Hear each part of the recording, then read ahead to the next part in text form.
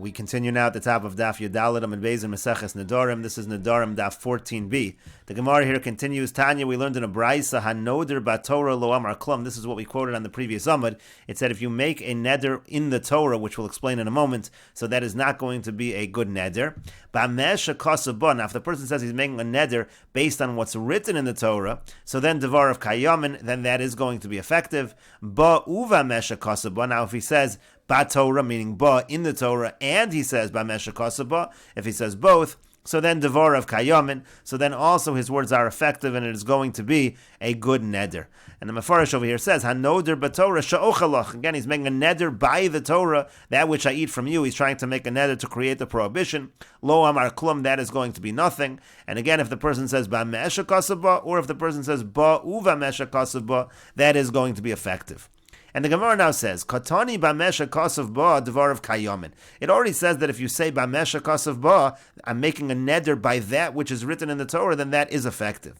So ba uv'mesha kasav ba tzarich l'meimar. So if you say ba and b'mesha kasav ba, we even need to say that case. Of course, b'mesha kasav ba. If that alone works, so who cares that I added a ba at the beginning? I still said b'mesha kasav ba. And so the Gemara answers, Amar Rav Nachman says, Lo kash, it's not difficult. Had demachta oraisa ara. In one case, we're talking about when the Torah is sitting on the ground, and hadinakat la biyadeh. And in the other case, we're talking where the person is holding the Sefer Torah. And what's the difference? The Gemara explains. Machta alara, when the Torah is sitting on the ground, so daite agvile, when the person says he's making a neder by the Torah, he means to say the parchment of the Torah. But nakat la biyadeh, but if he's holding it in his hand, so then daite al ha'azkaros sheba. Then he's having in mind the azkaros, the names of Hashem that are in the Torah, and that actually is going to be an effective neder. And the Mefarish over here says, Imachta Sefer Torah Ara, if the Torah is on the ground, V'yomar B'mesha Kasaba, and even in that situation when he says B'mesha Kasaba, so Daite Agvile, so then he's thinking about the actual scroll, the parchment, the Cheshanadar Lo Nadar Ela B'gvilin Shekasab Ben HaTorah. He's talking about the parchment upon which the Torah is written. Why is that the case? Because since he's looking at this Torah on the ground, Savar Holam Menachas Al Haaretz, so he thinks, since it's sitting on the ground, they're not treating it properly. Vada in kasav ba, there's nothing written in it. V'lo nadar ela b'gvilin, he must only be making a neder on the parchment. V'lo amar klum, and that's nothing. In other words, the brisa that says that you have to say ba uva mesha kasaba, that's because ba mesha kasaba would not have been good enough because it's sitting on the ground. Avolo yomar ba uva mesha kasaba socha, but if he says ba and he says ba mesha kasaba socha, so then even when it's on the ground, afilu imachta ara, even if it's lying on the ground, mucha mil, so it's clear the vadai shvua gemura asa, certainly it's a good shvua with dvar of kayamin. Afagav the machta ara the lachiyamar ba uva mesha kasaba. In other words, if he says ba and ba mesha kasaba, obviously what he means to say is he's referring to the azkaros, and so there it would be good even if it's on the ground. Now if he's holding it in his hand, so then b'mesha kasaba alone would also be sufficient. And the Gemara continues, v'boy same, if you want I could say another answer, the machta alara, we are talking where it's on the ground, v'kamashmal, and it's teaching us, the afagav the machta alara, even though it's lying on the ground, kevon do'amar b'mesha kasaba mahani, as long as you say, or since he says b'mesha kasaba, that is good enough. V'zuvein tzarech lomar zukatani, it means to say, not this is good, and I don't even need to say that is good. In other words, according to the second answer of the Gemara is suggesting that even when it's on the ground,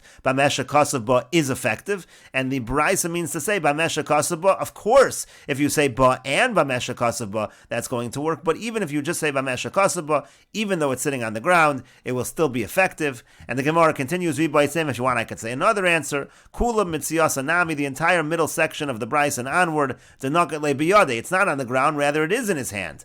And what's the chiddush? It's teaching us, Kevon denaket le biyade. Here's how you understand the brisa. Since he's holding it in his hand, afagav delo amar elaba. Even though he only said ba, even if he didn't say b'mesha kasaba, keman de amar b'mesha kasaba dami. What the brisa is telling you is that even though you only said ba, it's as if you said b'mesha kasav ba. Gemara continues with the Mishnah, konem shani yashin. Let's say a person says a konem, that I will sleep, shani medaber, that I will speak, shani mahalech, that I will walk, or ha'omer liisha, a person says to a woman, to his wife, konem shani meshamshecha, I'm making a konem that I'm not going to have relations with you. Harei zeh b'lo yachel devaro. All of those are going to be effective, and if he violates it, it's going to be lo yachel. He will have violated his word.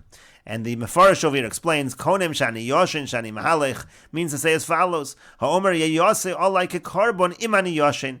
If I'm going to sleep, that should be forbidden like a carbon. In other words, he's trying to prohibit himself from sleeping through the neder, or ani mahalech, or prohibit himself from walking, etc. Those are the cases in the Mishnah. And the Mefarish over here notes, V'achi garsinan gabe neder bal yachel. When we're talking here in this Mishnah, which we're talking about in neder, so it says it's bal yachel, it's a violation of bal yachel, v'gabe shavua aser, but we're going to have a similar Mishnah talking about shavua as opposed to neder, and it's going to say the language of aser.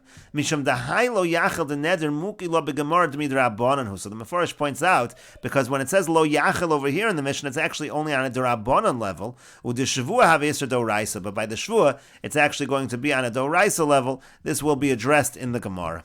And the Gemara says, Itmar, we have the following machlokes amuroim, konem einai b'shina hayom, imishan l'machar. Let's say a person says a konem that I'm not going to sleep today if I sleep tomorrow. So in this case, he's making a neder not to sleep today, but it's making it conditional. If he sleeps tomorrow, then he's not going to sleep today. If he doesn't sleep tomorrow, so then he will be allowed to sleep today. So the Gemara says, Amar Rav Yehuda Amar Rav. Rav Yehuda says that Rav says, Al Yishan Hayom Shema Yishan L'machar. He should not sleep today because we're afraid maybe he will sleep tomorrow. Maybe tomorrow he'll sleep, and therefore he's not going to fulfill the condition, and therefore he's going to have to not sleep today, and we should be concerned about that, and therefore he shouldn't sleep today. But Rav Nachman says, no, Yishan Hayom, he can sleep today. V'lo Chayshinan Shema Yishan L'machar. We're not afraid he's going to sleep tomorrow. We are certain he will fulfill the condition. So it's a machlokas amuroim over here. Are we concerned that he will or will not, or that he will not rather, fulfill the condition? And the Gemara notes, Umoder Rav Yehuda. Now, Rav Yehuda, who is generally concerned, he does admit. But Omer, if the person says, Konem einai b'sheina l'machar, let's say the konem is tomorrow that he's not going to sleep, and the condition is today. Im ishan hayom. If I sleep today, then I'm going to do a konem tomorrow. So then, she'ishan hayom, then Rav Yehuda says it's fine for him to sleep today, because there, the thing that's happening tomorrow is not the condition, it's the actual neder, that he's going to be much more strict with. So according to Rav Yehuda, if he sleeps today, we are certain that he will not sleep tomorrow, because he knows there's a konim on sleeping tomorrow. We'll continue with this discussion in the next video on Daf Tezvav Amud Aleph.